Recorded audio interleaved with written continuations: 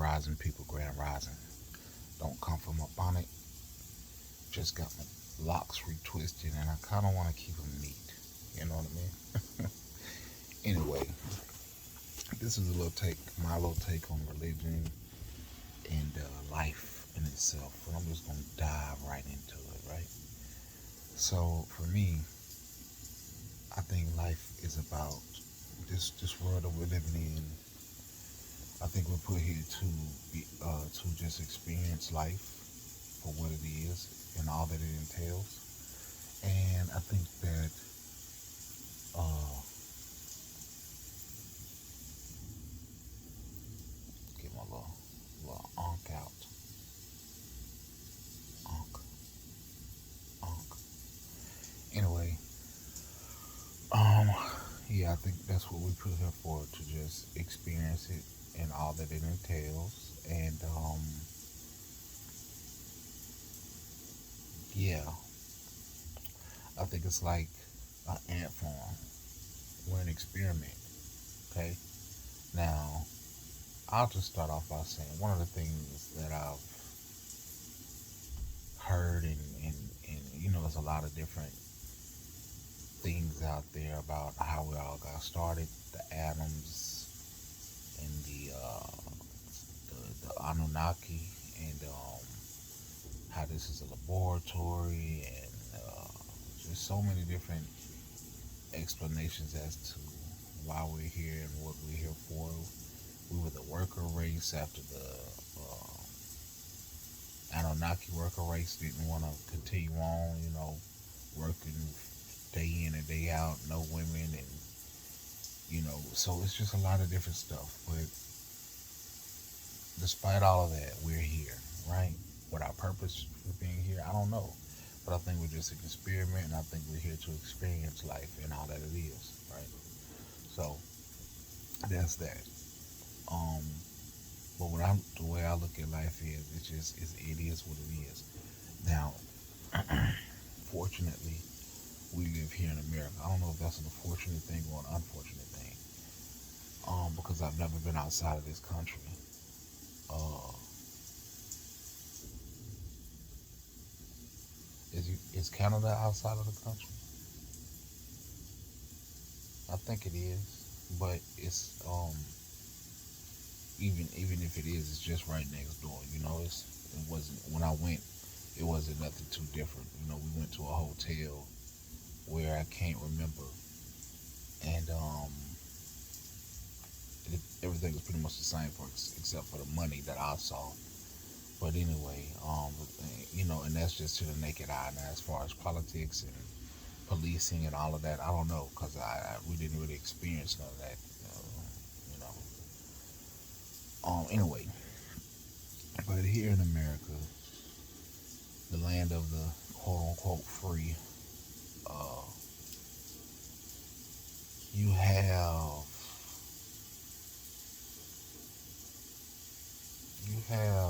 the illusion of the ability to do whatever you please, right?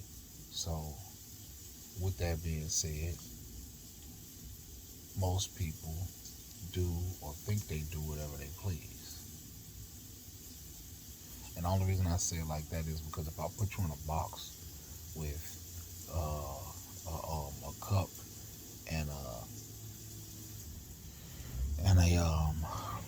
rubber band, there's only so much you can do with a cup and a rubber band in that box. You see what I'm saying? That maybe you can get creative, but there's still only so much you can do.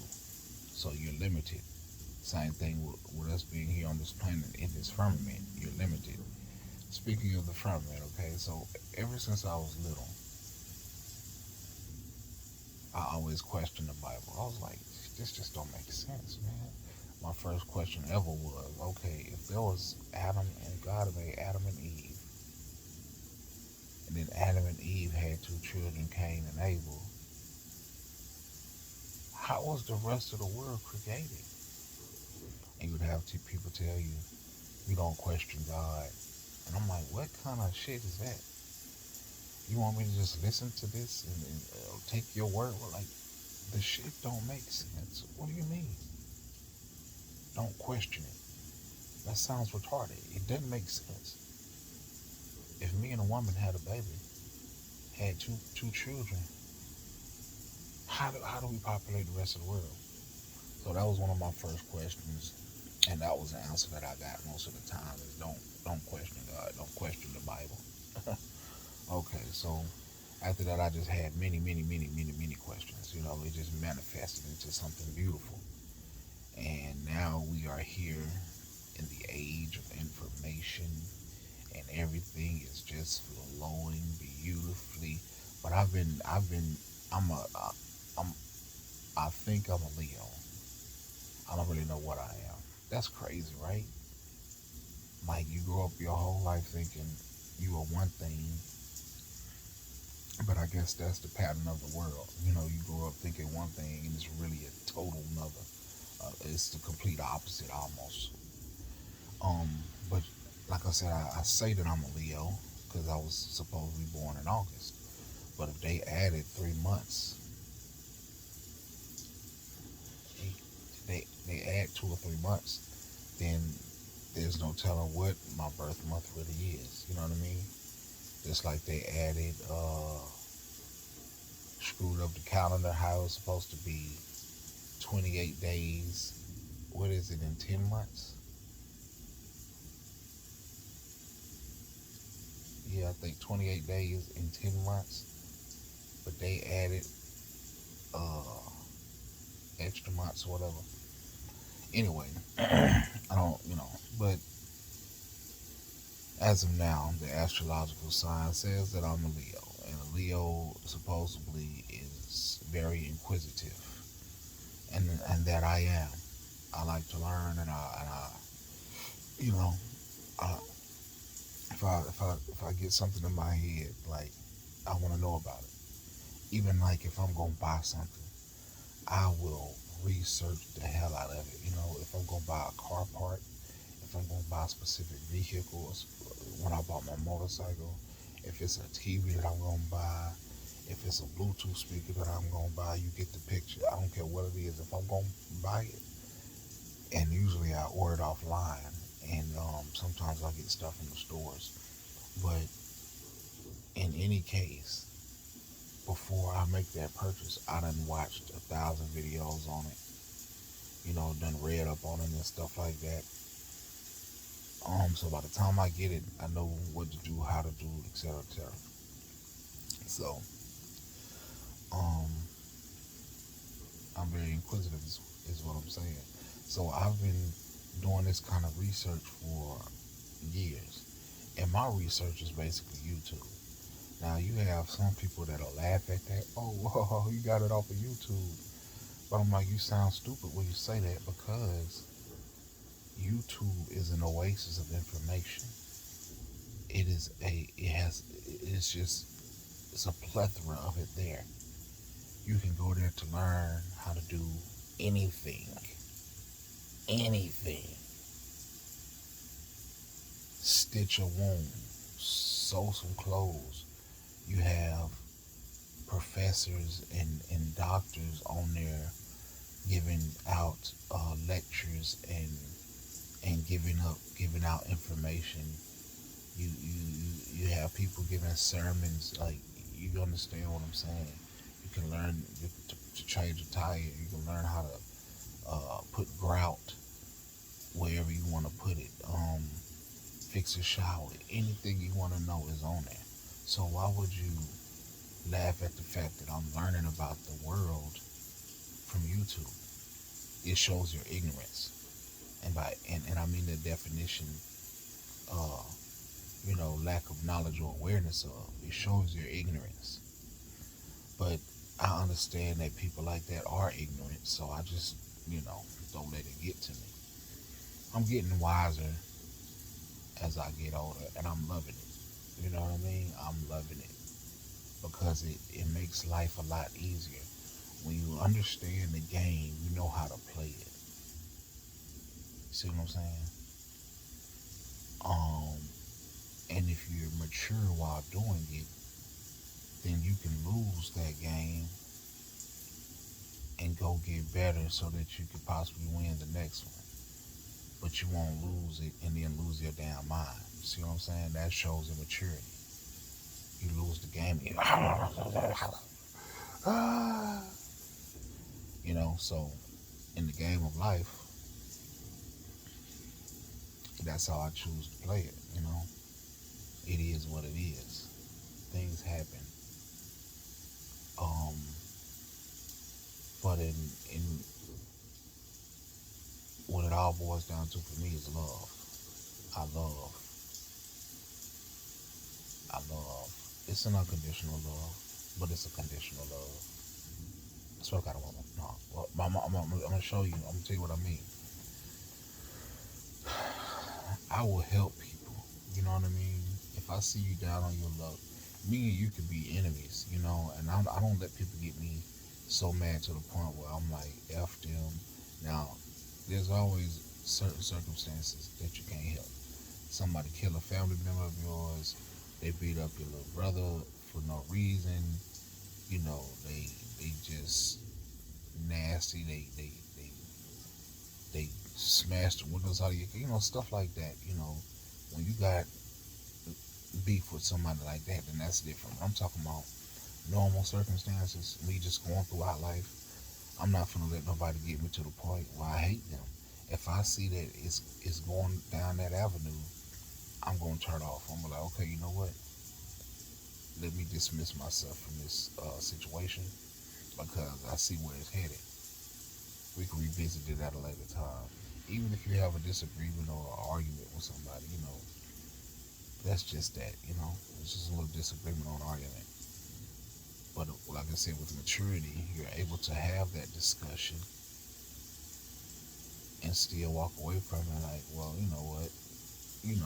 I still love you, but I don't see eye to eye with you on that.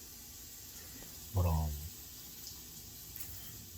yeah, but I love. So when I see people out on the streets and I'm close enough to them, I'm at a red light or something, and they standing right there. I keep a little stack of money, and I don't know how much. It's probably like $20, $30 maybe. But I'll take a couple of ones and give it to them.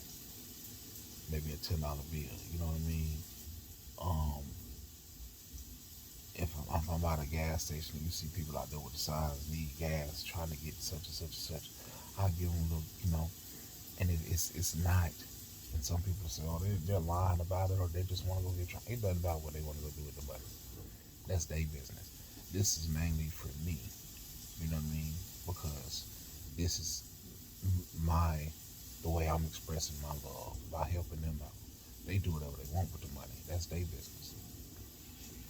Um, the other day, a lady asked me would I buy her some shoes. I walked in the store and I was like, "What's up?"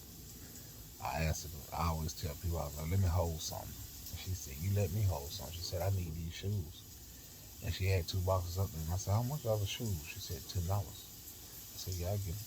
Because I'm thinking, I don't know, one of them, she wanted me to get one of them or both of them together. It was $10. Maybe they was on sale or something. I don't know. But when I get to the register, they ended up being like $20. So what? It's $20. You know what I mean? But I got the shoes because of love. See what I'm saying? I don't tithe. I don't put tithes and offerings in the church because the church is not putting back into the community. Okay? And I'm trying to stay keeping it reined in without, you know, throwing out thoughts and stuff and then losing my train of thought and going on to something else, which I'm quite sure I've done a few times already because it's just so much. But that's what I do. I show that love. I give it back to my people. When somebody says, hey, can I borrow $10, $20? I let them borrow it. I forget about it. I will totally forget about that money. And they'll come up and they'll say, hey, here go that money I owe you. I have to think, damn, they owe me some money. Sometimes I'll be like, oh, don't worry about it. Sometimes I'll be like, all right, I'll take it back. But when I asked, a long time ago when I was a praying man, I asked God to give me the strength to put me in a position to be able to help my family and those around me. That's what I used to ask for as a child. I was As a child, as a teen, as a younger, well, mainly as a teen and a young adult. That's what I used to ask for. Was the, because I was the oldest of three, and then it became I was the oldest of four, and with a single mother, and um, a lot was put on me, you know, more than it should have been as a child. So, but I just grew up a little bit faster than supposed to be, or maybe I should have, because I'm fine with what happened. It is what it is. But in that process, I learned that it's the people around you that matter. And sometimes that's what you do for folks that matter, even if they don't remember it, you remember it. Um, so that's what I asked God for when I used to pray. And then it got to the point where I stopped praying. I don't pray. The way I think of it is if God is a big general, right? And you're a soldier. And God is putting everything that you need to do. He's giving you the information that you need. It's all around you, right? Like I said, we living in America. It's not like in some other countries where information is what's the word I'm looking for? Is banned. Let's say banned. Uh, you can't get on certain things on the internet, or you can't do certain things. You'll get killed for it. Stuff like that. You can't take on certain thought processes or religions or whatever. So here in America, you don't have that. So you have people spilling the beans. But anyway, that's what I asked God for, was that. Um, what was I saying? One second. So yeah, like I said, God is big general, and you got soldiers, right? And the information is all around you, through your mothers, through your uncles, through your cousins. It's on the TV. It's everywhere. It's you're saturated in it, and it's up to you to use the common sense that He gave you to figure out what's right, what's wrong, what's up, what's down, what's left, what's right. And now that you know this information, you know what you need to do. If you want a house, you know what you need to do to get the house. If you want a car, you know what you need to do to get the house. If you want a job, you know what you need to do to get the job. If you want a loving relationship, you know what you need to do to get it. So in these things, if you want a house, you got to go out and get a job to get to save up the money, and and control your spending so that you can afford one. Same thing with a vehicle. Okay, if you saying with a job, if you need a job, you have to present yourself in a professional way. And when you go to these interviews, don't be calling up the hiring. No, you put on some nice clothes, nice casual clothes. Make sure your hair looks nice. Make sure you comb your beard or whatever. And clean your glasses and brush your teeth. Pop you in a mint, and you go up to these places of business and say, "Hi, how you doing today? I was wondering if you guys are doing any hiring at the moment." Speak eloquently, if possible, or try to, because some people see the fact that you trying, and that's good enough for them. Um, Now back in my day when I was a little bit younger, like I'm old, I'm only 35, but back in when I was younger, you couldn't get it. It's hard to get a job. Everybody was working. All the jobs were sold up. Um, Most of the time they would tell you they was accepting applications, but it was hard to get in anywhere. Now, oh my God, everywhere you go, they got signs on the door. We need help now hiring.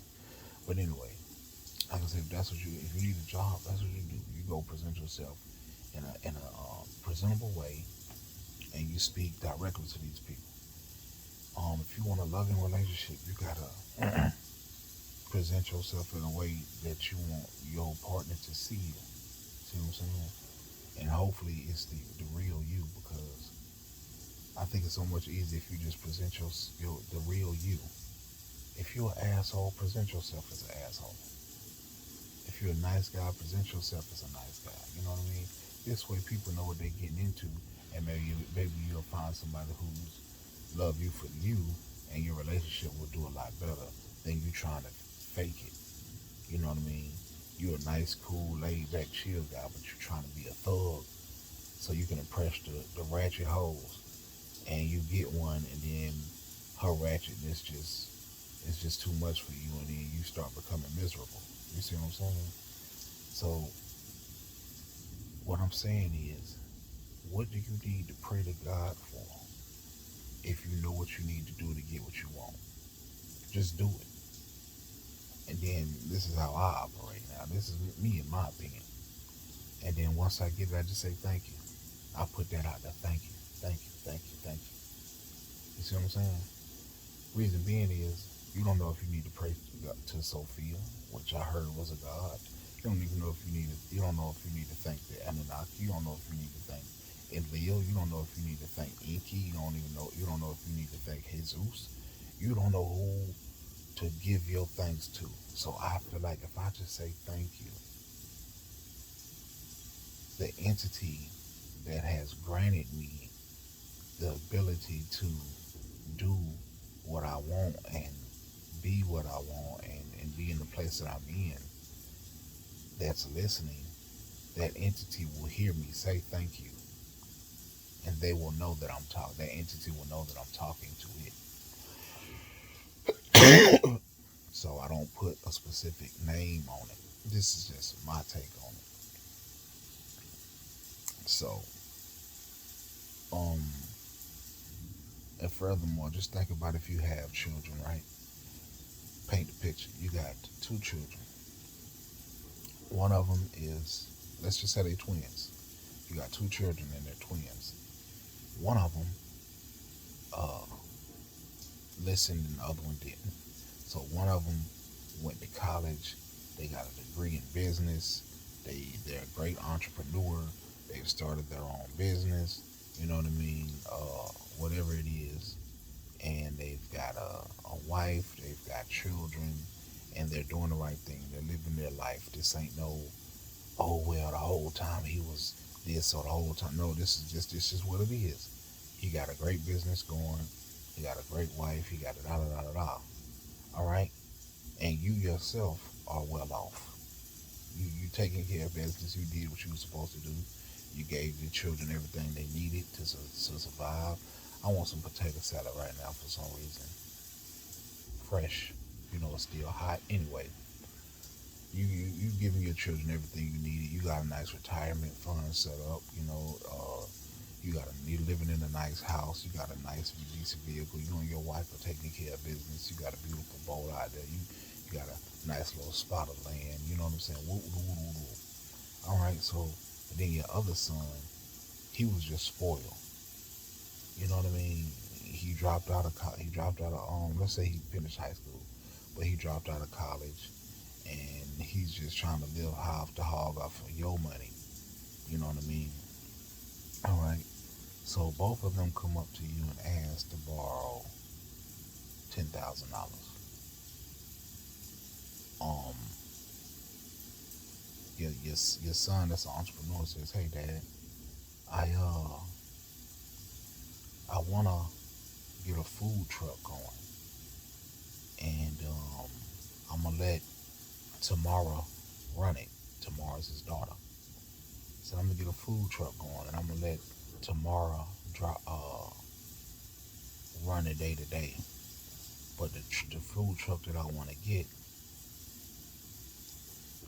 costs $80,000, but I only got 70 to spare on this.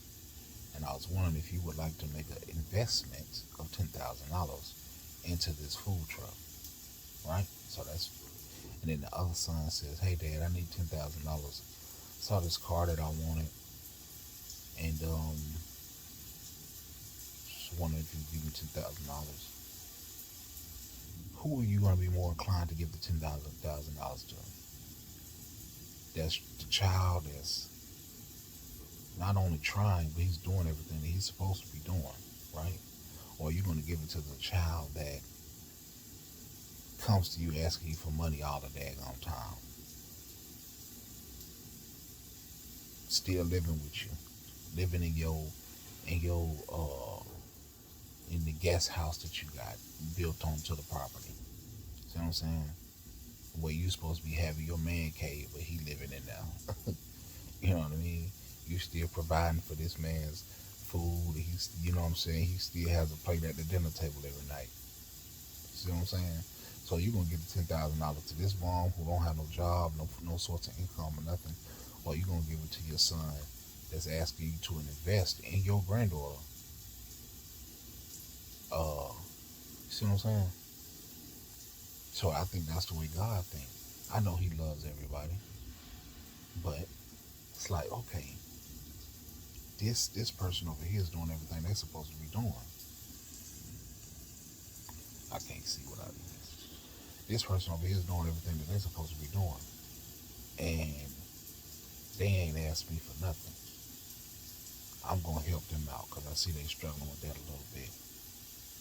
But then this person over here always coming to me crying, even though I've sent this person 30 people trying to tell them how to do it the right way, and they not listening, and they just keep spinning their tires. They're doing the same thing all the time, and then come to me begging me to help them out of their situation.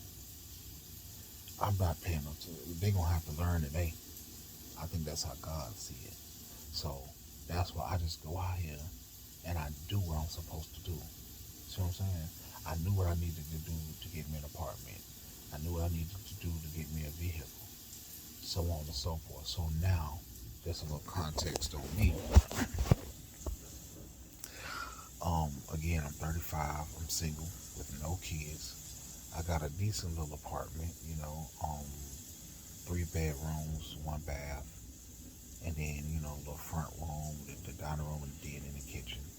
Front porch, back porch, front yard, 2 backyards. And I say that because right, when you step out of the back door, there's a backyard there, but then there's a street that runs through all of our backyards. It's like they call it the flat. So I want to say a series, but it's like 1, 2, 3, 4, 5, 6. It's 6 duplexes on this stretch, and then there's the main road is in front of the houses, but then we have a back street. Now it used to just be a dirt road, but it's paved now. That it just runs through the back of our homes, and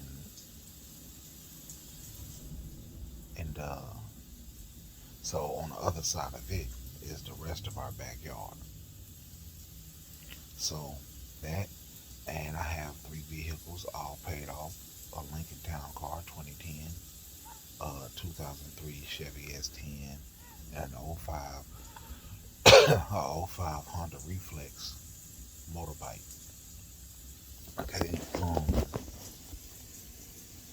all got insurance, all paid off, and I try to keep a little money in my pocket. Well, I do keep a little money in my pocket. It's not much, but it's a little bit. So, like I said, no girlfriend, unfortunately, but no wife, no children. Got a couple of nieces and nephews. And yeah, I'm on disability, high blood pressure, messed up my kidneys, so I'm on dialysis. Um, but yeah, I'm making it work. I'm doing what I gotta do. See what I'm saying? So I know if I need something, I know what I need to do to get it. So I don't ask God. I just do what I need to do to get it. And I'm blessed. I don't know if that's the correct term, because like I said, we know the terminology, the English terminology is spells and backwards. And you be saying one thing, thinking that it means one thing, but it actually means another. So it's, but I will say that I feel like miracles do happen in my life often. Okay. So anyway, that's my take on religion and life. It's just love, man. I don't give tithes and offerings. Like I said, I was going to get back to this. I don't give tithes and offerings to the church because the church is not giving back to the community. Not that I see it. It's not my church and a lot of the churches that are around. Okay, when I say give back to the community, we, we don't have no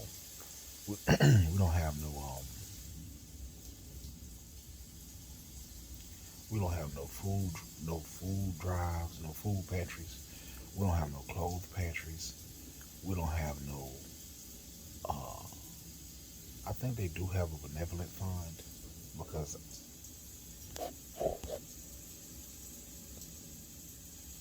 because I've gotten something from them when I was sick or whatever in the hospital. But other than that, like I said, there's no food pantry, no clothes pantry. There's no. We're not giving out having community luncheons. You don't see the pastor coming up there to the church and walking around and praying and got the doors open for people to come and get some prayer or whatever. Um, the pastors aren't open like they used to. I heard them saying that they was talking about something at church yesterday. Yes, I do go to church. I'm a musician at a church. That's part of my. That's a source of income for me. And like I said, I do like the fellowship with the people, but I don't go there for my salvation because I feel like that relationship that I need to have with my creator or with my, I don't know, all this shit. I already have it though. Let's say the God within, I have that relationship. Um, but I feel like we should have community luncheons. Oh, okay, so today we having some burgers and dogs. You know what I'm saying? Bag of chips and some little baby cake and a bottle of water or pop or something. Feed the community. I feel like there should be like a college fund, um, so that you're taking up money all throughout the year, and the children who have been faithfully coming, who are graduating from high school, the children that come faithfully, a certain percentage of the time, but a lot, let's just say 90% of the time that they're there, they're participating in the church and all of this. At the end of the year, whatever you collected, so let's just say you collected $10,000, but but you only got two people graduating that year. Well, you give them $2,000 each, right? Because that'll be the cap, $2,000. But if you got five people, you split the money amongst all five. You see what I'm saying? And they all get they all get $2,000. Um, but if you only got four people, you still only give out to a $2,000 cap. That other $2,000 you leave in the account for the next year, and hopefully this will give children the incentive to come more. That's just one way that you can bring in people. So, because if they know, oh, you go to this church right here, they collect the money for graduates. That money can help you. You know what I mean? And you having after school programs where the kids can come and hop on the computer, get help with their homework and stuff, have a little like snack ready for them. Um, got a little basketball goal out there. So they out there playing basketball or volleyball or whatever. You got some activities outside. One, this is going to keep them interested in coming because now they can meet up with their friends and fellowship and have fun amongst them. And two, it's going to keep them active. You know what I mean? Healthy. You're giving out healthy snacks. You're being able to monitor this for them. You know what I mean? Even if they're not getting it at home, they can get it here at the church, okay? So different little activities. To have some workshops. We need workshops in our community. You know what I mean? This is a workshop on taxes. This is a workshop on changing oil in a car. This is a workshop on politics, on what a Democrat is, on what a Republican is, what they represent, how they started, etc., etc. This is how you feed the community. You nurturing their soul, their mind, soul, and body. When you come to church every Sunday, it shouldn't always be about. You shouldn't always try to have a sermon. Sometimes just talk to the people about what's going on in the community so they have a better understanding. You know what I mean? Let it be a place where people can come together, and become more knowledgeable about their surroundings. And I think people will flock to you. When you see people, you're not casting judgment. You outside greeting them. You're not in your office. You know what I mean?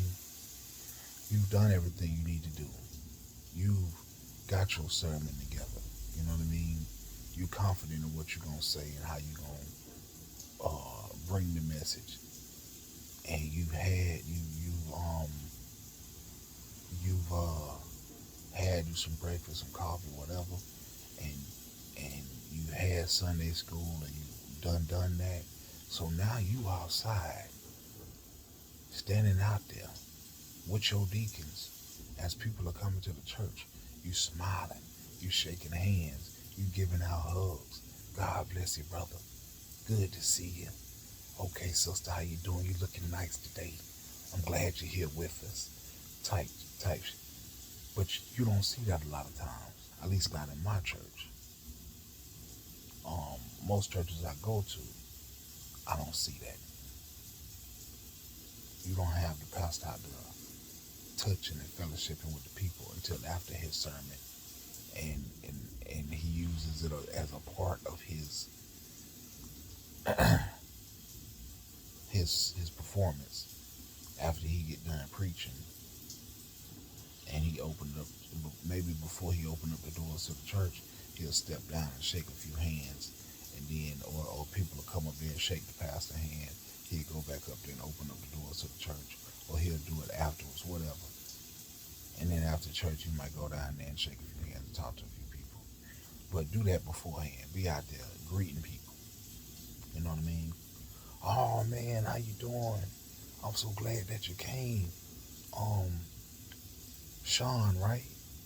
Okay, Sean, who's this you got with you? Because you done invited Sean. You saw Sean at Walmart and you started talking to him. You invited Sean to the church. Said Sean showed up. Said, okay, Sean, who's this you got with you? Oh, this is your family? Oh, this is a beautiful family. How you doing, little baby? Oh, okay. I'm so glad y'all here. Go on in there and find y'all a seat. And I hope y'all enjoy Second Saint, whatever. But you don't see that happening. So I don't invest into that. I invest into people. You know what I mean? If you see somebody struggling and let's say somebody need their tire changed, you stop and you help them. You know what I mean? You take time out of your day, you stop and I feel like this is giving back to your community. You know what I mean? You trying to help them and you find out that their tire's flat, they don't got no spare, they don't know what they gonna do. You say, I tell you what, I'll take you to go get a used tire. They ain't got no money. They struggling. So I'll take you to get a used tire. You go spend $30, $40 on a used tire. You go drive them. You help them take it off the car. You take it to the tire shop. Buy them a cold drink while they waiting. See what I'm saying? Get them a tire put on. You pay for it. You come back. You put the tire on their car. You send them on about their business. That's love. See what I'm saying? You get this out of kind of your heart.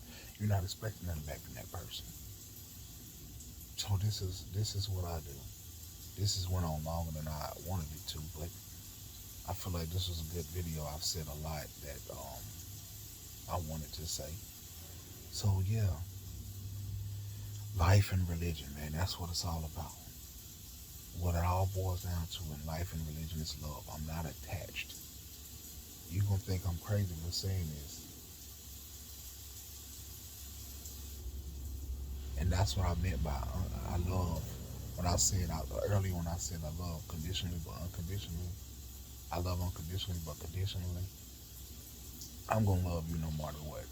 Like I said, I'm not gonna let you get me to the place where I hate you. So if you come to me and you need help, even though me and you don't see eye to eye, or we done almost got to the brink of where we, don't like each other no more, I'm still gonna help you. If you in that place of need and struggling, I'm still gonna help you if I can. Love. That's what I mean by I love you unconditionally, but conditionally. Um, if I know you out here using your money to, cause I ain't no fool either. But if I know you out here using your money to do things that is unbecoming of the lifestyle that you're trying to build, you out partying, you drinking, you smoking, you spending money on strip clubs or clothes or whatever, and you know that you got responsibilities, I'm not gonna be as inclined to help you. However, if you're in a deep enough situation, I still will. So there goes that condition. It's like, okay, but buddy, I see that this is what you need and this is what you want, but every time I turn around, you're doing this. So I don't know if I can help you with that. But like I said, if it's a tough enough struggle, I still got you. You know what I mean? But I'm gonna have some choice words for you. Not it's gonna be some constructive criticism. Okay. Um. Wait a minute. Oh, my finger.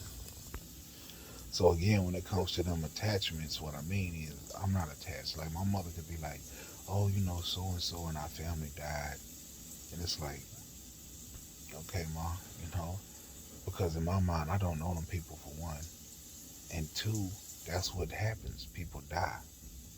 That's a part of life. See what I'm saying? It's like, okay, well, sorry to hear that. You know, um, I was going with this woman for 10 years, and when we broke up, it was like, okay, I'm gonna tell you how we broke up. I had went down there. I think it was like a Christmas Eve, and it was like I think it was 2017 or 2018 one. And I didn't want to break up with her because I knew it was gonna probably be hard for me to get into another relationship. That's how I was thinking, when I was younger. Because like I said, we was together for 10 years, but I knew that it was gonna be hard for me to get into another relationship because it seemed like the girls in my town just didn't flock to me like that. Now I can go out of town and get a girl, and it'll be a beautiful situation. But here in my own town, it was like pulling teeth. Now it ain't nowhere where people can say, "Oh, because you're a jerk or you're a creep or you didn't know." I'm an average, hard-working black man, taking care of himself, standing 10 toes down. I'm not an asshole or none of that. I'm a great father figure. I'm great with children. I'm knowledgeable in a lot of things on as far as just having like a little nice little intellectual conversation. Also, as far as how to fix a little something, put a belt on, put a change a tire, fix some pipes, uh, put in a cabinet, little stuff like that. So yeah, but anyway, I was kind of afraid. I was like, man, if I break up with her, I might not be able to get another girlfriend. And like I said, this was back in 2017, 2018. Um, and I knew this when it happened, but it was what it was because we had just grown apart. We wanted two totally different things. So I went down to that Christmas Eve, and when I got there, she was like, "I gotta talk to you," and I kind of already knew what it was because even prior to that, she said that she went to her sister's house who lived in another state. So she went to visit her sister, and while she was there, she had her phone cut off. So this is what she said, but come to find out, she had went on this little mini vacation with this other guy, right? But I didn't care because I didn't really want to be with her no more anyway.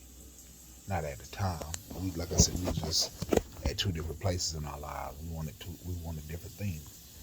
So she was like, when I got there, she was like, "We need to talk, man. I got something I gotta tell you, but I'm gonna wait till later." And I already knew what it was. I'm not stupid. I'm like, okay, cool.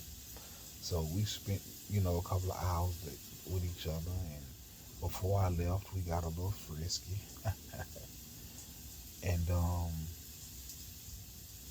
when I left, we got a little hug and a little kiss, and because she stayed in another town from me, she stayed like 30 minutes away from me, but we did this for 10 years, man. This little slightly long distance relationship. And then I left, and I didn't call her, I didn't text her, I didn't none of that. Never went back down there to see it. I knew it was over. She ain't even had it. What's understood don't need to be said. I knew it was over. And that was that. I didn't bat an eyelash, as they say. I didn't share not one tear. I didn't think twice about it. Like, okay, good.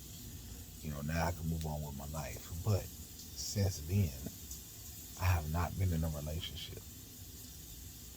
And here it is, 2025.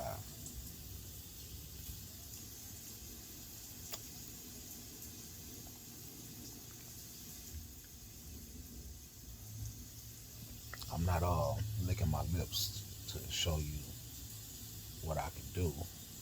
I'm just licking them because they was a little dry. But anyway, that was back in 2017, 18. Here it is 2025. I ain't been in a relationship since. Now I've kicked it with a few young ladies, but as far as me being in a relationship, I haven't been in one. Which I really want to be in one. But again, what I'm saying is I wasn't attached. You know what I mean? Even when it comes to life, it's like stuff happens. I'm living good right now, in my opinion. I'm not stressed out, I'm not stretched out, and I'm not struggling. My bills are paid, they on time. I'm not paying arrears every month. I'm paying the bill every month. I think that's beautiful. Because you never know what can happen. Or you might say, oh well, you know what, I need this extra $150 this month. I'm gonna let this bill lapse. And that extra $150 can help you in a situation. But I'm not there. My bills are up to date. Except for my MediaCom bill, I think it's kind of behind. Maybe it's not. I don't know. It's at a zero balance right now. So, well, no, it probably got a bill. Well, no, it's caught up too. Because once I pay it, it'll go to a zero balance. But I think the bill might just come out in the middle of the month or something. I don't know.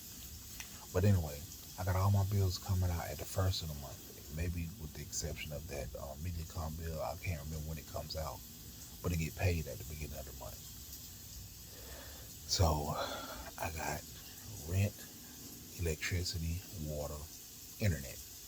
Then I paid 3 car insurances, and that's my bills. See what I'm saying? So like I said, I'm not stressed out. I'm not stretched out. I'm not struggling. I'm living within my means, and I'm happy. And I'm taking, you know what I'm saying? I'm taking care of business, and I'm in a position. I help people all the time. I can't tell you how many people come to me asking me for help, especially in my family. Jesus, I got what I asked for. I promise you I did. Can you help me fix this? Can you take me to that?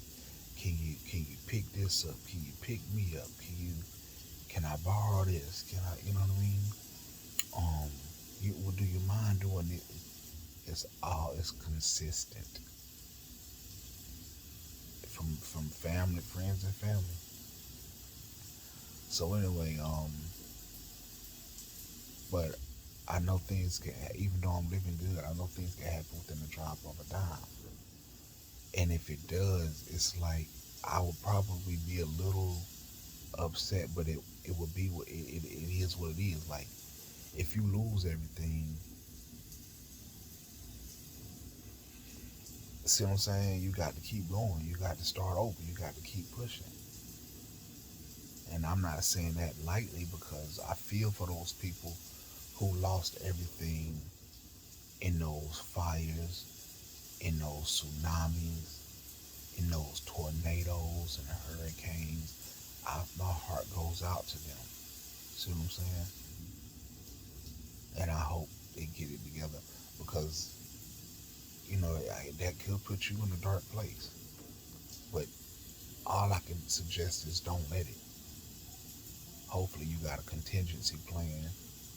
You got some money saved up somewhere. Like I said, living beyond your means. I don't know, man. But when it comes down to this life, bro, just love. When it comes down to religion, develop that, develop that relationship with God through yourself. Talk to yourself. Take care of yourself. Put yourself in a good headspace.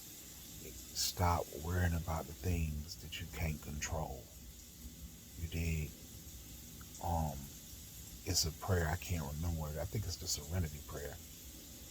But I don't want to misquote it. But it's like, God, give me the strength to change the things that I can change, the knowledge to know, um, the strength to change the things that I can change. The, it might be give me the something to change the things that I can change, the strength to change. I can't remember it, and the knowledge to know the difference, something like that. Look it up, Google it. But yeah, man, do that. Um, when it comes to life and build that relationship within yourself, you got to love yourself first. And that's one thing I figured out at a young age. It's a song, I think it's by Beyonce. It's just me, myself, and I. And in the end, I'm gonna be my own best friend. You got to be your own best friend, baby. You got to be like my boy Cat Williams said, you got to be your star player. And let's just say your star player was another person. What would you do to that other person? You would make sure that they were straight. You would make sure that they was fed. You would make sure that they stayed hydrated. You would make sure that you had a conversation with them to make sure that they was in the right headspace. So if you your own star player, you got to do the same thing for yourself. Stay away from having kids until you're ready for that. Until you financially, mentally, and spiritually, and probably some other leads, emotionally and healthily. I guess I don't know, but until you in a right head space and everything like that, stay away from having children. If that means that you got to refrain from having sex, then do that. Um, but if you like knocking boots, cool. But make sure you got some kind of protection involved, fellas. I don't care if this woman tell you that she got her whole uterus removed, that she ain't got a, that she don't even know what an ovary is. You still put a Jimmy hat on. Oh, I can pull out. Nah, brother. Strap up because